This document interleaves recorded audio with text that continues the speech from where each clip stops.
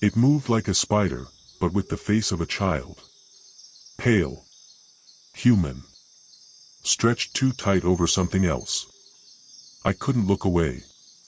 Its mouth split open in a slow grin, revealing rows of flat teeth, like those of a sheep. It didn't lunge. It didn't scream. It beckoned. With one crooked finger, it curled its hand toward me, inviting.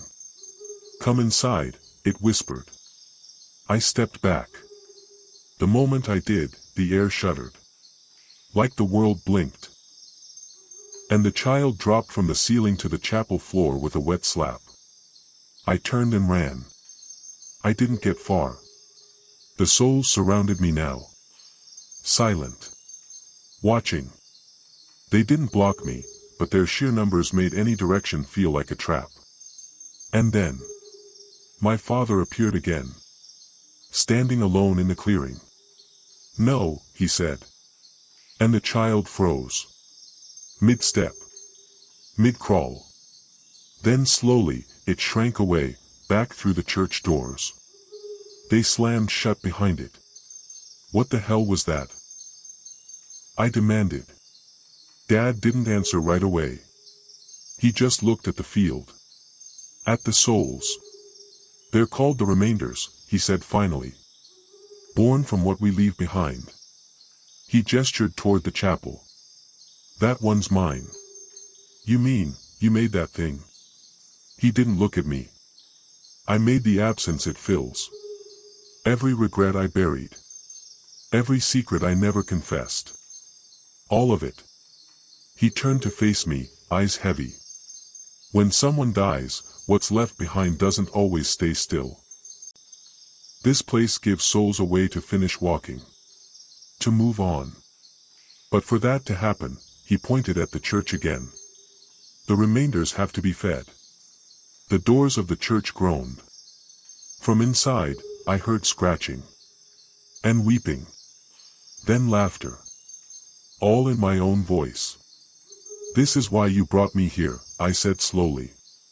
My dad nodded. "I never finished the walk. I stalled.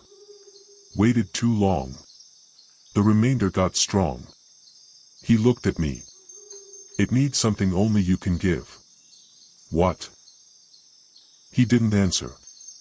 Just turned toward the field. And walked away. That night, I stayed in the clearing. I found a small bench beneath a crooked tree and wrapped myself in my jacket. I didn't sleep. I watched. The souls didn't move unless they were realigning. Each time one disappeared, I felt a ripple, like something unseen sighed in relief. But the chapel. It pulsed. Literally. The walls expanded and contracted, like it was breathing. I didn't go near it. Not yet. Sometime near dawn, I heard footsteps. Human. Real. I turned. A woman stood at the edge of the field. Short, pale, with dark hair braided down her back. She looked maybe 30. She saw me and nodded.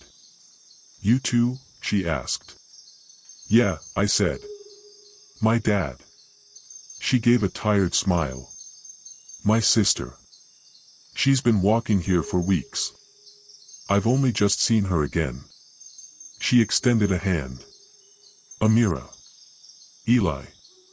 We sat together for a while. Watched the souls shift in near-perfect rhythm. "You've seen it, right?" she asked eventually. "The thing in the church." I nodded. "It's mine," she whispered. "It has her voice." We didn't speak after that. We didn't need to. Some truths don't require words. That night, the chapel opened itself. Without a sound. Just opened. And from the doorway, the child creature crawled out. But this time, it wasn't alone. There were others with it now. New shapes. Taller. Thinner. Moving like smoke wrapped in skin. Each one bore the features of someone I'd wronged. Forgotten. My old best friend, Caleb, who I ghosted after his mom died. Mrs. Adley, my 7th grade English teacher, whose calls I never returned when she got sick. My first girlfriend, Mallory, who begged me to come to her dad's funeral. They were all there. Staring. Smiling. Wrong. They come when your pain echoes loud enough, Amira said quietly beside me. The chapel builds them from what's left. What do they want?